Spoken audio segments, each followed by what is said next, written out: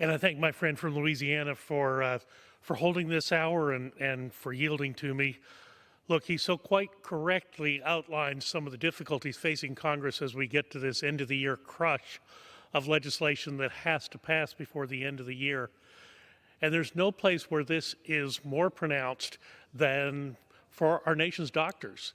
The very people that we asked to get us through the pandemic, the very people that we've asked to take care of us. And now we arrive at the end of this Congress and we say, thank you for your service, here's your pay cut. And they go, wait, what? A pay cut? Look, the Surgeon General came to the Doctors Caucus earlier this year, and he said he was concerned. He goes around and talks to doctors all over the country. He's concerned about the level of burnout that he is seeing in the nation's physicians. He said he's never seen this before. But it really shouldn't be a surprise.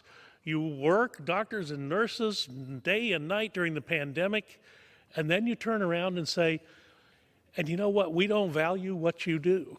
And the evidence for that is, right as we barrel into the end of this year, there are significant cuts to the physician fee schedule, sequesters, PAYGO, budget neutrality requirements that in aggregate spell about an 8 to 9% reduction in payments for physicians. Now look, for years I fought to repeal the sustainable growth rate formula. Sustainable growth rate formula was repealed in 2015. I thought, hallelujah, we won't spend every December having to worry about how to make our doctors whole because the formula has gone away.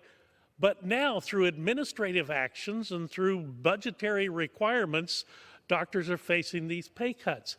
So here we are in another December trying to scramble together a doc fix so our doctors can remain in practice. But what makes this year so different and what makes this year so devastating to the nation's doctors is on top of the 8 to 9% cuts in Medicare, they're facing 8 to 9% inflation. Nowhere else in the federal government could you say, hey, we're going to hold you at level funding and not take into account the fact that the cost of living adjustment, it would be a pay cut anywhere else. Well, I'll tell you this, it's a pay cut in your doctor's office, and they're feeling it. The aggregate weight of these pay cuts is going to be such that we will drive doctors out of practice. I hear from docs all the time that they're going to have to close up shop. And what does that mean? It means further consolidation within the healthcare industry. It means further hospitals owning physician practices, private equity owning physicians' practices, because we just can't keep up with what the government is doing to us. Now look, there's a chance that something will happen before the end of this year and stop these cuts before they're administered, but I will tell you this, in the new Congress, in the next Congress, it is my intention that we have to be very serious about tackling this problem in our authorizing committees. I'm on the Committee of Energy and Commerce.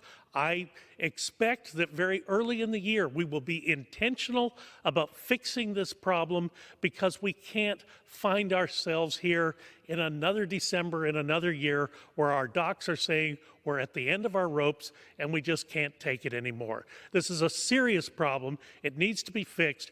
President Biden would talk about, hey, Republicans, they're going to cut your Social Security and Medicare. Well, Mr. President, you know who's cutting Medicare right now? You are. And it's your agency, and you won't stop it. Next Congress, Republicans will. Thank you, Mr. Johnson. I yield back.